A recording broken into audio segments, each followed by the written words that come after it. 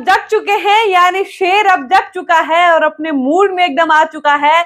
और पवन सिंह इस कदर जगे हैं कि एक एक चीज का अपडेट दे रहे हैं और अब फैंस की ये शिकायत खत्म हो जाएगी कि पवन सिंह कर क्या रहे हैं, उनकी जिंदगी में चल क्या रहा है, कुछ पता ही नहीं चल रहा है।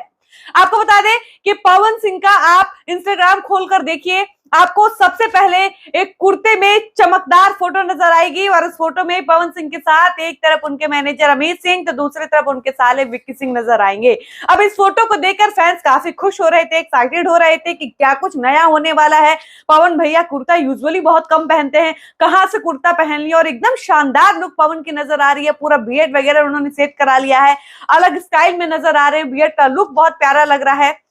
सुबह सुबह पवन सिंह ये फोटो डालते हैं और शाम तक एक बार फिर से एक ऐसी रील आती है जिसको देखकर फैंस गदगद हो जाते हैं और कहते हैं कि शेर अब ऐसा जगह है कि अब रुकने का नाम नहीं लेगा। सबसे पहले आप इस रील को देखिए, इस रील में आपको पवन सिंह नजर आ रहे हैं और पवन सिंह के साथ दो खास ऐसे लोग नजर आ रहे हैं जिनके साथ पवन को देखकर फैंस एकदम गदगद हो चुके हैं। सबसे पहले तो आप देखिए कि पवन सिंह मनोज तिवारी के साथ नजर आ रहे हैं, जो पवन सिंह के बड़े भाई हैं, बीजेपी के सांसद हैं और भोजपुरी इंडस्ट्री के कमाल के सिंगर और एक्टर हैं। इसके अलावा वो नजर आ रहे हैं बागेश्वर बाबा के साथ, जिसके साथ पवन को देखकर फैंस अलग अलग तरह का अनुमान लगा रहे हैं और खूब खुश हो रहे हैं कि फाइनली पवन सिंह को बागेश्वर धाम सरकार में देखा गया है।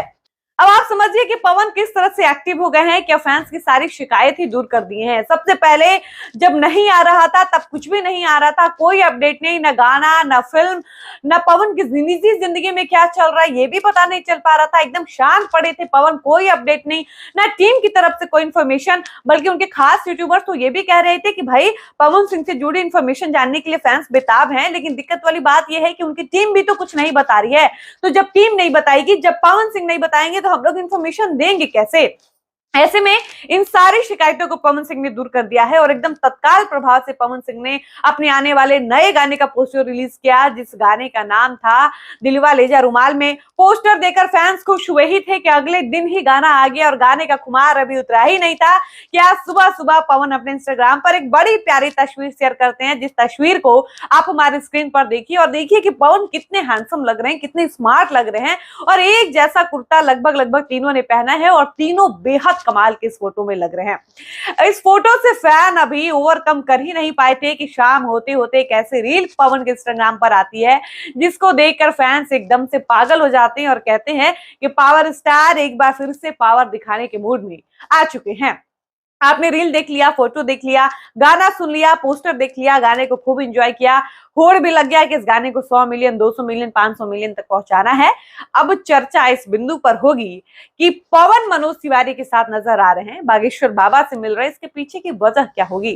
तो देखिए पवन सिंह है, जब जगह हैं तो बहुत अच्छे से जगह हैं और ये देखकर जगह हैं कि 2025 है, चुनावी साल है और बिहार में 2025 में विधानसभा का चुनाव है। ऐसे में चुनाव हाथ से निकल न जाए, इसलिए उन्होंने चुनाव को लेकर फील्डिंग करनी शुरू कर दी है। मनोज तिवारी के साथ नजर आना ये कोई साधारण बात नहीं है और असाधारण बात इसलिए है क्योंकि चुनाव है और सबको पता है कि अगर बीजेपी से टिकट चाहिए तो उसका सीधा रास्ता मनोज तिवारी से होकर गुजरता है। अगर आप मनोज तिवारी को जानिएगा तभी मनोज तिवारी आपको जानेंगे। अगर बीजेपी से टिकट लेने की बात हो तो 2024 का लोकसभा का चुनाव, मनोज तिवारी का साथ छूटना और काराकाट से हार जाना पवन सिंह के लिए ये बहुत बड़ी असफलता थी। अब ये असफलता पवन सिंह को नहीं चाहिए, इसलिए पवन सिंह एक बार फिर से तैयारी में जुट चुके हैं।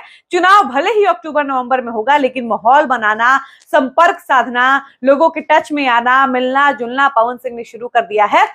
और इस मीटिंग को सिर्फ ऐसे ना देखा जाए कि पवन सिंह बागेश्वर बाबा से मिलने गए, वहां मनोज तिवारी से मुलाकात हो गई। इसको ऐसे समझिए कि बागेश्वर बाबा तक पवन सिंह को ले जाने वाले मनोज तिवारी हैं और मनोज तिवारी ये सब इसलिए भी करा रहे हैं क्योंकि बिहार में विधानसभा का चुनाव है और जहां तक खबर ऐसी आ रही है कि पवन विधानसभा में भी अपनी किस्मत आजमाएंगे। उन्होंने कई बार इस सवाल के जवाब में कहा कि कुछ भी निश्चित नहीं है, लेकिन मैं पीछे हटने वाला नहीं हूं। इसके अलावा पवन अपना लखनऊ में एक गाने की लॉन्चिंग किए थे बीते कुछ महीने पहले और जब पवन से ये सवाल पूछा गया था कि क्या आप अभी भी बीजेपी में हैं, क्या आपको बीजेपी टिकट देगी, उस सवाल के जवाब में पवन ने कहा था कि मैं कभी घर से बाहर गया ही नहीं था। मैं हमेशा से अपने घर में था। इसका मतलब समझिए कि पवन अगर इस तरह की बातें बिहार विधानसभा चुनाव से पहले कर रहे हैं, इसका मतलब यह है कि वो कह रहे हैं कि बीजेपी के साथ मैंने कभी छोड़ा ही नहीं था, मैंने काराकाट से कभी भाजपा के अगेंस्ट कभी चुनाव लड़ा ही नहीं था, मैं हमेशा से अपने घर में था, बीजेपी हमेशा से मेरी थी, मैं हमेशा से बीजेपी का था।